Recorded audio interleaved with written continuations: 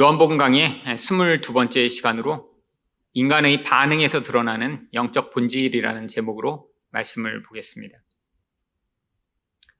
만일 지금 예수님이 2000년 전이 아니라 오셨다면 사람들은 예수님에 대해 다르게 반응할까요? 아마 지금 예수님이 이 땅에 처음 오셨다면 아마 저조차도 예수님을 하나님으로 받아들이지 않았을 것입니다. 왜 그렇죠? 예수님은 우리가 마음속에 생각하고 있는 그런 구원자의 모습을 가지고 있지 않기 때문입니다. 이렇게 내가 기대하던 어떤 구원자의 모습을 갖지 않기 때문에 우리 예수님에게 반응하는 이 인간의 모습 안엔 이 인간의 가장 본질적인 영적 모습이 담겨 있습니다. 오늘 말씀을 통해 예수님에 대한 반응에서 인간의 본질이 어떻게 드러나는지를 살펴보고자 하는데요. 첫 번째로 예수님에 대한 반응에서 드러나는 인간의 영적 본질은 무엇인가요? 교만함과 강팍함입니다. 43절 말씀을 보겠습니다. 이틀이 지나매 예수께서 거기를 떠나 갈릴리로 가시며 예수님은 사마리아에서 이틀 동안 머무시면서 사마리아인들에게 말씀을 전하셨습니다. 그리고 다시 원래 고향이 있던 갈릴리로 돌아가시고자 하신 것이죠. 지금 왜 사마리아를 중간에 통과하셨냐면 명절이라 원래 갈릴리에 계시다가 남쪽에 있는 예루살렘에 오셨다가 다시 북쪽으로 올라가면서 사마리아를 거쳐 원래 살고 계시던 갈릴리로 가시려고 하셨던 것입니다. 사마리아에서 사람들을 이렇게 전도하시고 또 그들에게 자신이 하나님이심을 드러내신 뒤에 이제 자기 고향으로 돌아가려고 하시는데 그때 갑자기 이상한 말씀을 하십니다. 44절입니다. 친히 증언하시기를 선지자가 고향에서는 높임을 받지 못한다 하시고 지금 예수님이 살고 계신 이 나사렛, 지금은 그 나사렛이 속한 그 갈릴리 지역 전체를 다 고향이라고 이야기를 하고 계신 것이죠. 근데 왜 이런 이야기를 하신 것일까요? 이전에 예수님이 이 고향 사람들에게 어떤 대접을 받으셨기 때문이죠. 그 이야기가 마태복음 13장 55절부터 57절까지 나옵니다. 이는 그 목수의 아들이 아니냐? 그 어머니는 마리아, 그 형제들은 야고보, 요셉, 시몬, 유다라 하지 않느냐? 그 너희들은 다 우리와 함께 있지 아니하냐? 그런즉 이 사람의 이 모든 것이 어디서 났느냐 하고 예수를 배척한지라. 예수님을 이미 알고 있던 사람들은 예수님의 가족 관계를 다 알고 있었습니다. 예수님의 가족이 우리가 잘 알지 못하지만 굉장히 많았던 것으로 보입니다. 남자들은 이름이 나오지만 여자들도 있었고요. 그 여자들은 이름이 나오지 않죠. 아마 이때는 이 예수님의 아버지, 육신적 아버지죠. 요셉은 이미 죽어서 없었던 것으로 보입니다. 근데 왜 사람들이 예수님을 이렇게 배척한 것이죠? 바로 자기가 알고 있는 그 정보 내에서는 이 예수라는 존재는 특별한 존재가 아니었기 때문이죠. 예수님의 아버지의 목수였던 요셉은 바로 별것 아닌 인간이었습니다. 예전에는 아버지의 직업을 그대로 물려받게 돼 있죠. 결국 예수님도 목수인데 그 목수 자체가 무슨 특별한 인간이 된다고 라고 생각한 것이죠. 가족들 가운데도 별로 특별한 사람이 없는 거예요. 그러니까 사람들이 배척합니다. 그런데 이 단순히 배척한 것을 넘어서 심지어는 예수님이 하나님의 말씀을 회당에서 전하시니까 사람들이 어떻게까지 반응하나요? 누가복음 4장 28절과 29절을 보시면 회당에 있는 자들이 이것을 듣고 다 크게 화가 나서 일어나 동네 밖으로 쫓아내어 그 동네가 건설된 산 낭떠러지까지 끌고 가서 밀쳐 떨어뜨리고자 하되 예수님을 죽이려고까지 한 것입니다. 여러분, 예수님을 모르는 사람들이 이렇게 반응한 게 아니에요. 스스로 예수님을 잘 안다고 생각하는 사람들이 더 화가 난 것이죠. 왜? 인간의 눈에 이 예수는 별로 특별한 존재가 아니었던 거죠. 그래서 그 예수를 향해 이렇게 자기가 아는 선에서 내가 의존하고 믿을 만한 존재가 아니기 때문에 이렇게 반응한 것입니다. 여러분, 이런 반응을 무엇이라고 하나요? 교만함이라고 합니다. 바로 고향 사람들이 예수님을 전부 알았나요? 예수님이 정말 진짜 어떤 분이신지 전부 알았다면 이렇게 반응하지 않았겠죠. 예수님의 표면적인 아주 일부만을 알 수밖에 없었습니다. 근데 그것을 가지고 그것이 마치 전부인 양 판단하여 이 존재는 아무것도 아니야, 내가 생각할 때 별로 중요하지 않아라고 생각하는 이 태도, 이것이 바로 영적으로 교만한 것입니다.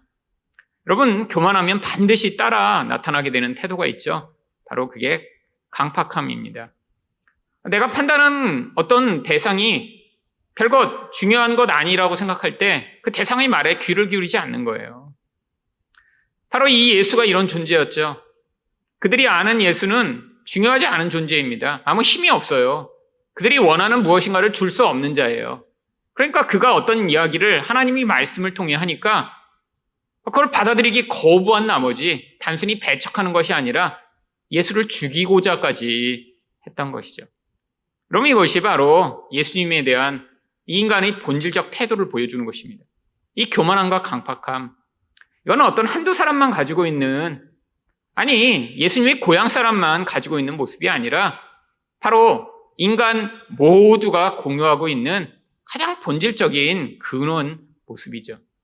여러분, 성경에서 그래서 이 교만함을 하나님이 가장 싫어하시는 것으로 이야기를 합니다. 왜요?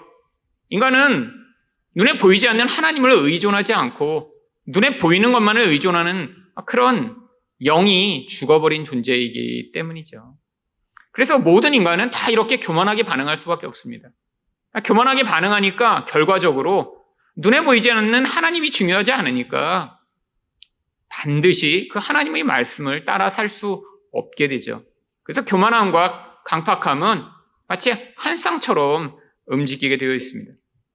그런데 이들과는 달리 이 사마리아 사람들은 예수님에 대해 어떻게 반응했나요?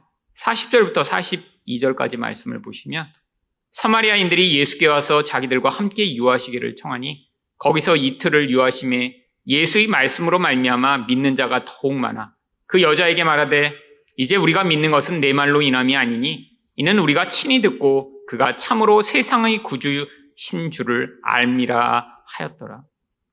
여러분, 예수님을 전혀 모르는 사람들은 오히려 예수님에 대해 이렇게 예수님을 믿고 그를 구주로 영접했습니다. 여러분, 도대체 있을 수 없는 일이에요.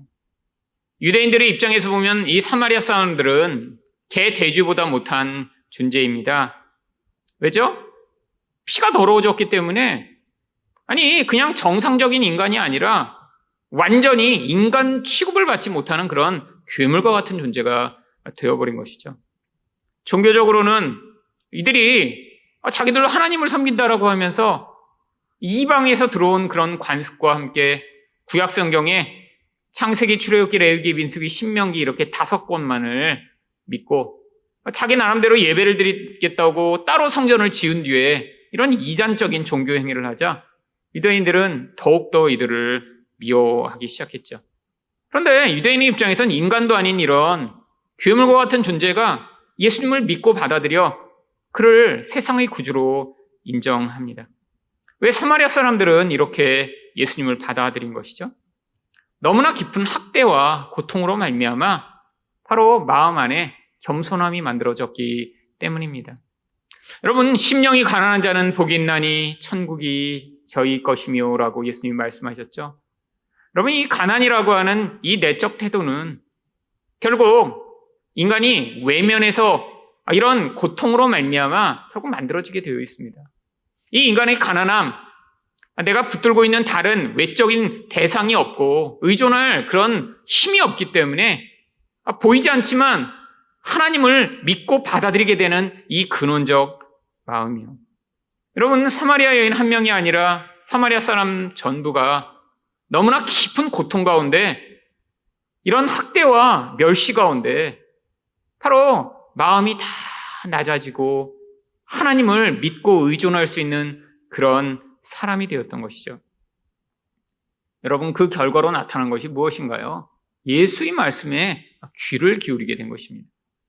이렇게 영적으로 겸손해지니까 바로 마음 안에 온유한 마음이 싹트게 된 것이죠. 여러분, 온유함이 무엇이죠? 하나님의 말씀에 부드럽게 순종하며 반응하는 영적 태도입니다. 교만하고 강팍한 인간은 절대 가질 수 없는 영적 태도죠.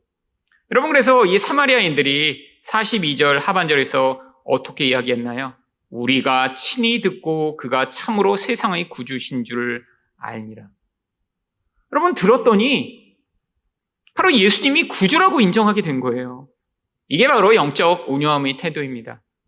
예수님의 고향 사람들은 예수님이 하나님의 말씀을 전하는 걸 들었더니 예수님을 죽이려고 했죠.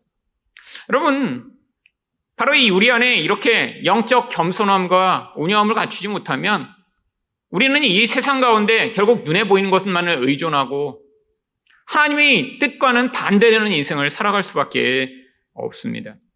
결국 하나님이 이 세상에서 어떤 사람들을 찾으시나요?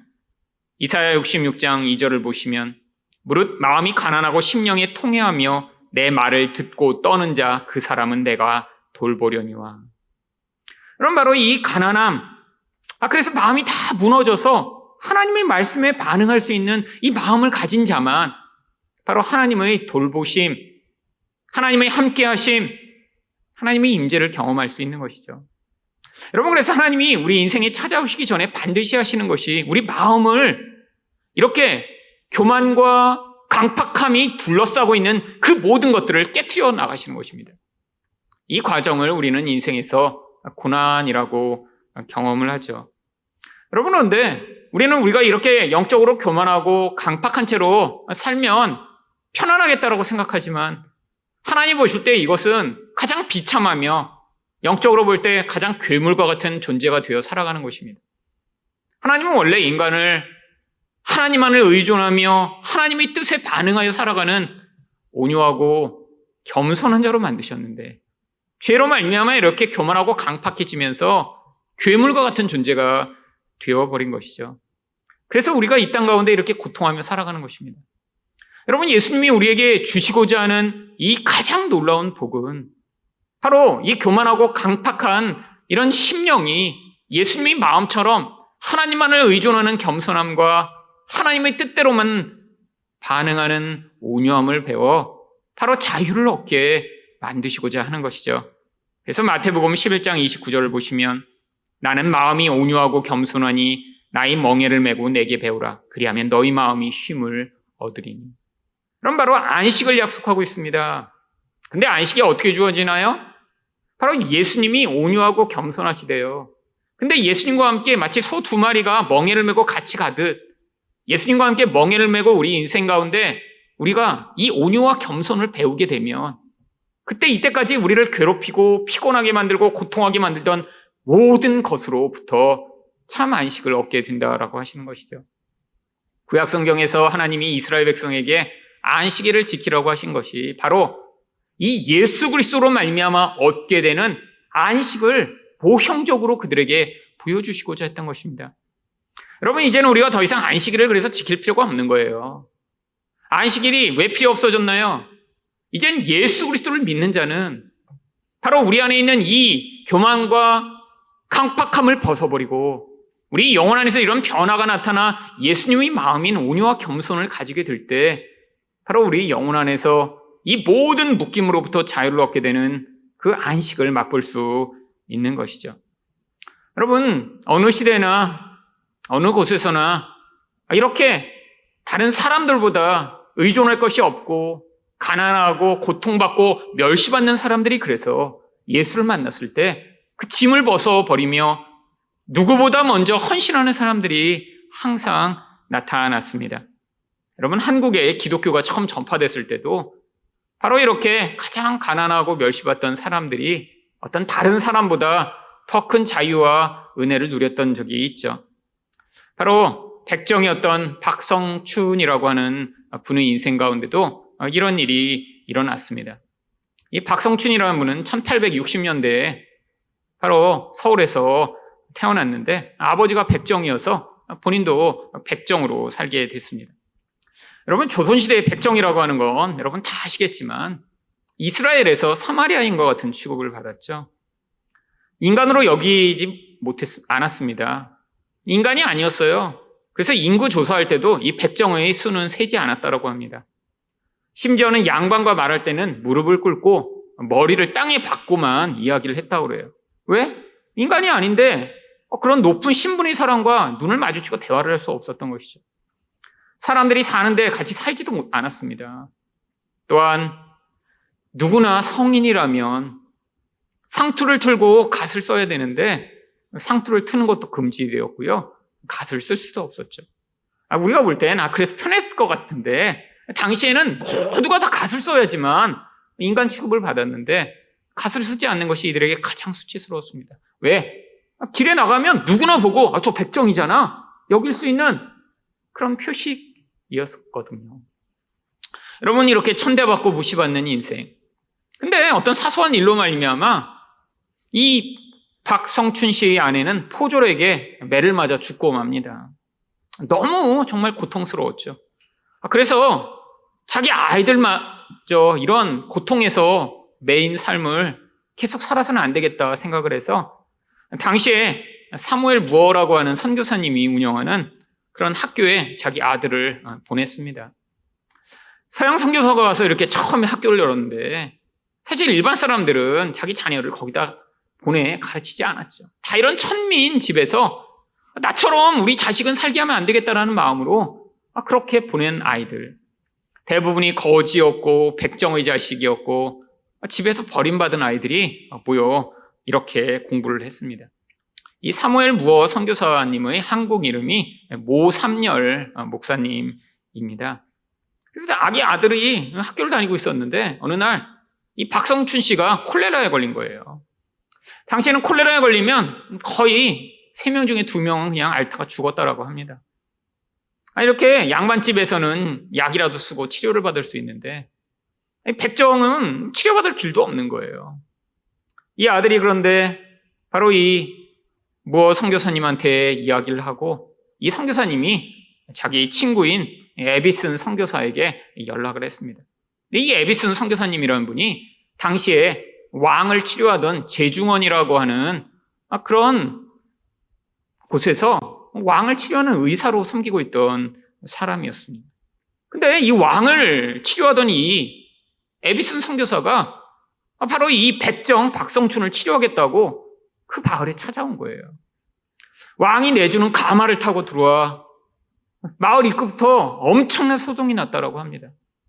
여러분, 당시에 왕을 치료하는 사람이 이런 백정에게 치료하겠다고 찾아오는 일은 있을 수 없는 일이었죠.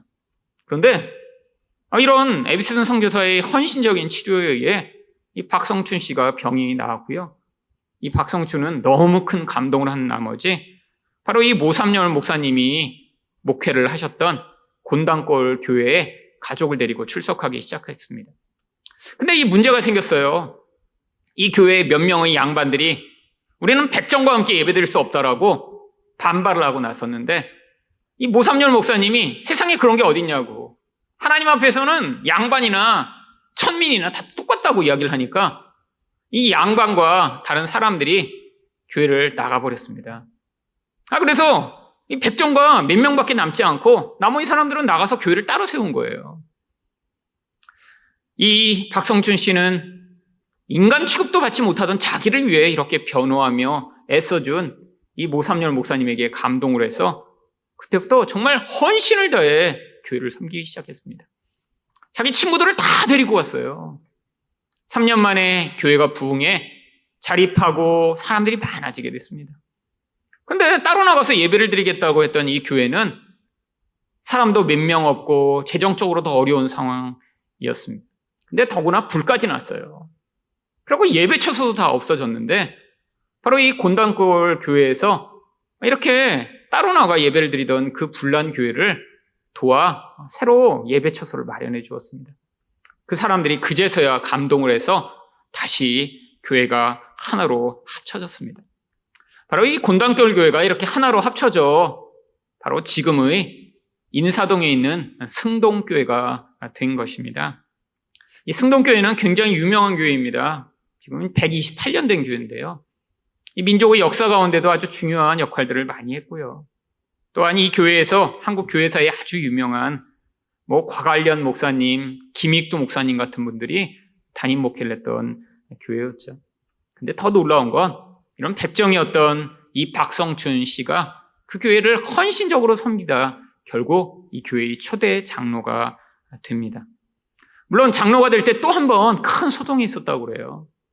왜? 아니 어떻게 백정이 장로가 되냐라고 생각하던 사람들이 있었던 거죠.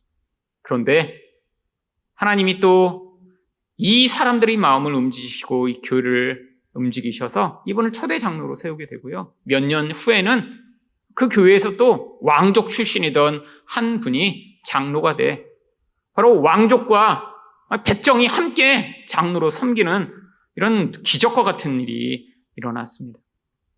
이 박성춘 씨의 아들이었던 박봉출은 바로 계속해서 공부를 해서 왕실에서 섬기던 이 제중원의 1호 한인 의사가 되었다고 합니다.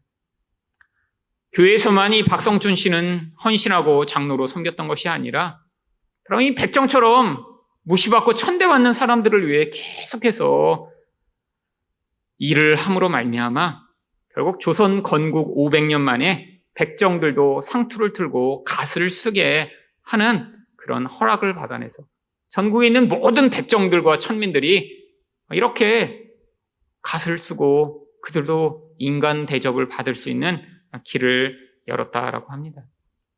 여러분, 이 박성춘 씨의 이야기가 바로 이 사마리아에 전파된 복음이 가져온 그 결과가 세계 곳곳에서 지금도 나타나고 있음을 보여주는 증거죠. 여러분, 인간이라는 존재는 결국 외적 환경에 의해 자기 영혼이 이렇게 겸손해지고 온유하게 되었을 때 그때 하나님의 복음을 받아들여 진짜 인생이 변하고 참 자유를 얻게 되는 그런 놀라운 은혜를 경험합니다. 하지만 우리 마음이 의존할 것이 많고 내 생각과 내 뜻이 강해 인생 가운데 이렇게 하나님이 아닌 내가 주인이세요 살아가는 인생은 당장 볼 때는 고난이 없어 편하게 보이지만 결국 그 인생 가운데 그 무거운 질문으로 말미암아 스스로 멸망하는 길에 서게 되는 것이죠. 두 번째로 예수님에 대한 반응에서 드러나는 인간의 영적 본질은 무엇인가요? 기복적 이기심입니다. 45절 상반절 말씀입니다. 갈릴리에 이르심에 갈릴리인들이 그를 영접하니. 아니 예수님은 자기 고향에서 선지자가 이렇게 영접받지 못하고 배척당한다고 그러고 말씀하셨고 그랬는데 갈릴리인들이 예수님의 말씀과 달리 예수님을 영접합니다. 왜 영접한 것이죠? 그 이유가 45절 하반절에 나옵니다. 이는 자기들도 명절에 갔다가 예수께서 명절 중 예루살렘에서 하신 모든 일을 보았음이더라. 예수님이 6월절에 예루살렘에 가셔서 병자들을 치료하셨던 이런 놀라운 일들을 사람들이 보고 많은 사람들이 예수님을 믿었다라고 성경은 이야기합니다. 바로 2장 23절에 나오는 내용이죠. 6월절에 예수께서 예루살렘에 계시니 많은 사람이 그의 행하시는 표적을 보고 그의 이름을 믿었으나. 여러분, 성경이 예수님이 행하신 이런 놀라운 일들을 왜 기적이라고 표현하지 않고 표적이라고 기록하고 있나요? 여러분, 이건 단순히 병자를 다 고쳐주신다라는 그런 놀라운 일이 아니라 예수님이 어떠신 분이신가를 보여주기 위한 사인으로서의 기적이기 때문에 표적이라고 이야기하는 것입니다. 근데 사람들이 예수님을 믿었고 예수님을 환영하고 예수님에게 열광하는 진짜 이유는 무엇인가요? 예수님이 이렇게 하나님의 아들이시며 우리 구원자라는 것을 받아들인 게 아니라 이게 나에게도 일어났으면 좋겠다. 내 문제가 있을 때 저분을 통해 내 문제를 해결받으면 좋겠다라는 이런 기복적 반응을 하게 된 것이죠. 그래서 사람들이 예수님을 믿었다라고 이렇게 할 때 예수님이 어떻게 그들에 대해 반응하셨나요? 요한복음 2장 24절과 25절입니다. 예수는 그의 몸을 그들에게 의탁하지 아니하셨으니 이는 친히 모든 사람을 아시며 또 사람에 대하여 누구의 증언도 받으실 필요가 없었으니 이는 그가 친히 사람 속에 있는 것을 아셨음이니라. 여러분, 여기서 그의 몸을 의탁하지 아니하셨다라는 것이 사람들이 예수의 이름을 믿었다라고 하는 똑같은 믿었다라고 하는 표현입니다.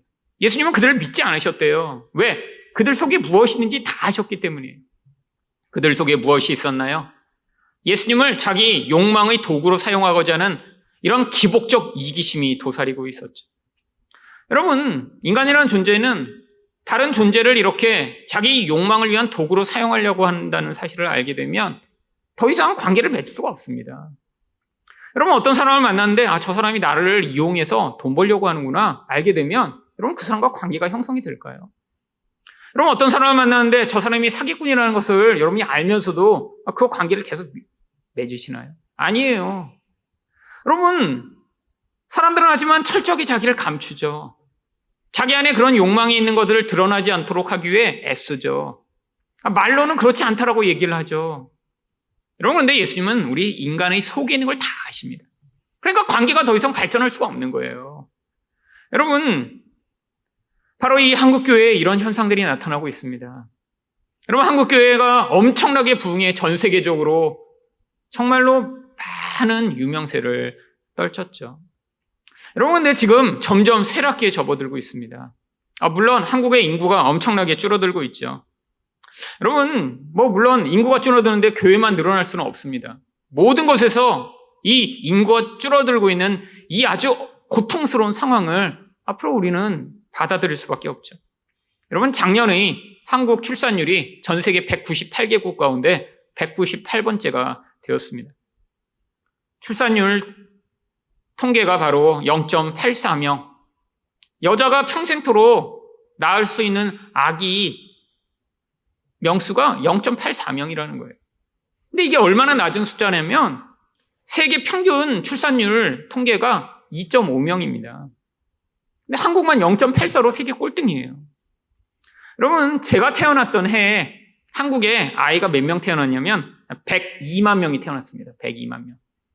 여러분 근데 작년에 새로 태어난 아기가 몇 명인 줄 아세요? 27만 명입니다. 여러분 이게 지금 거의 3분의 1도 안 되게 줄어버린 거예요. 그러면 인구가 이렇게 준다면 무슨 일이 벌어질까요? 앞으로 한국에는 엄청나게 많은 변화가 나타나겠죠. 근데 작년이 특별히 더 의미가 있는 것이 바로 데드 크로스라고 하는 출생하는 아이보다 죽는 사람이 더 많은 이런 현상이 작년부터 시작되게 되었습니다. 작년에 3만 3천 명이 더 많이 죽었어요. 태어나는 아이보다. 이게 이 한국의 앞으로의 미래의 모습을 보여주는 것이죠. 원래 예상보다 9년이나 빨리 이 데드 크로스가 도래했습니다. 인구는 줄어드는데 사람들의 이런 종교에 대한 관심은 또 현저하게 이것보다 더 급속도로 줄어들고 있습니다. 여러분 20대에 종교를 가지고 있는 사람이 20% 정도밖에 되지 않아요. 그럼 나머지 80%의 사람들은요, 종교에 아예 관심이 없습니다. 이건 되게 심각한 일이에요. 20년 전에 사람들에게 똑같은 질문을 던졌을 때 사람들의 80%는 종교에 관심이 있다고 이야기를 했어요. 그때는 종교에 아예 관심이 없는 사람은 20%밖에 안 됐어요. 근데 그게 역전돼 버린 것입니다. 근데 종교에 관심이 없는 이유가 이런 교회나 불교를 믿는 사람들이 타락하고 마음에 안 들어서, 아니면 종교 지도자가 믿을만하지 않아서, 이래서 안 믿는 게 아니에요. 그냥 자체에 관심이 없습니다. 그냥 종교 자체에 아무런 관심이 없는 사람이 이젠 대부분이라는 거예요. 여러분, 그럼 뭐에 관심 있나요? 어떻게 하면 나를 더 재밌게 만들 것인가? 어떻게 하면 내 인생에서 더 좋은 집에 살고 더 풍요로움을 누릴 것인가? 그냥 내 인생의 현실적 쾌락과 안정에만 관심을 쏟고 있는 것이죠. 여러분, 근데 이런 배경 가운데 이렇게 교회의 쇠락을 가져온 가장 강력한 이유가 뭔지 아세요? 바로 이런 영적 이기심이 더 이상 하나님을 통해 충족되지 않기 때문입니다. 여러분, 한국교회에 사람들이 많이 몰려들었던 때 대부분의 사람들이 병 나으려고, 부자 되려고 모여들었던 사람들이 아주 많이 있습니다. 여러분, 그런데 지금 더 이상 이런 욕망을 가지고 교회 오는 사람들은 거의 없어요. 왜? 세상에서 다른 수단을 통해 부자 될 길, 병을 치료받을 수 있는 이런 길들이 훨씬 더 많이 열렸거든요. 여러분, 아파트 한 채에 40억 원, 50억 원 하는 그런 시대가 되었습니다. 그게 한국의 어떤 특별한 부자, 0.01%의 부자만 그런 삶을 누리는 게 아니에요. 여러분, 바로 우리 교회 옆에 있는 아파트 40억 원, 50원씩 합니다. 압구정동에 있는 그런 수십 년 된 그런 아파트들이요, 얼마 전에 그 압구정동에 있는 아파트 한 채가 85억 원에 팔렸더라고요. 여러분, 이게 현실입니다. 여러분, 80억 원이요? 여러분, 평생 먹고 놀고 내가 원하는 것 하면 살 수 있는 큰 돈이죠. 여러분, 돈이 이 인간의 영적 이기심을 어느 정도 대체해서 충족해 줄 수 있는 그런 시대가 되니까 더 이상 하나님을 의존할 필요가 없어진 것이죠. 여러분, 돈의 위력은 이렇게 점점 커져가고 사람들은 종교적인 것에 관심을 잃어버리며 인구가 감소하고 있는 이런 상황, 교회에 성도 수가 줄게 되는 것은 아주 당연한 일입니다. 여러분, 근데 이게 우리 자녀 세대에는 어떤 영향을 미칠까요? 아마 동네 커피숍들이 사라지며 스타벅스만 남게 되는 이런 현상처럼 지금 몇몇 명씩 다니는 그런 큰 교회들 20년, 30년이 지나도 살아 있겠죠. 여러분, 아마 많은 교회들이 문을 닫게 될 것입니다. 여러분, 그래서 우리는 절망해야 하나요? 아니에요.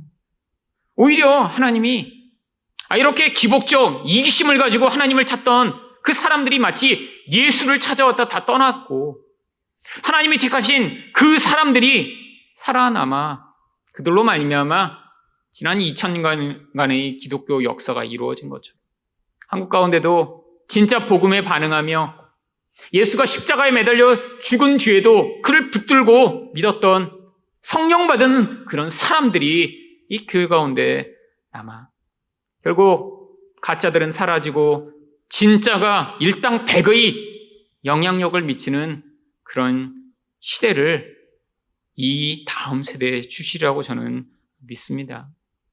여러분, 늘 복음은 거짓을 이기고 승리합니다. 늘 진짜는 가짜를 이겨내고 살아남습니다. 하나님이 주시는 영적 생명은 이 세상의 가짜들을 다 부수고 반드시 이루어지게 됩니다. 우리 가운데 이런 겸손하고 온유한 영을 가지고 바로 이 복음으로 말미암아 이제는 이 기복의 시대가 끝이 나고 참된 복음이 완성되는 그 하나님의 나라의 도래를 열망하는 여러분들이 바로 하나님이 복음으로 어떤 더 크고 놀라운 일들을 행하시는지를 증거하는 그런 여러분이 되시기를 예수 그리스도 이름으로 축원드립니다.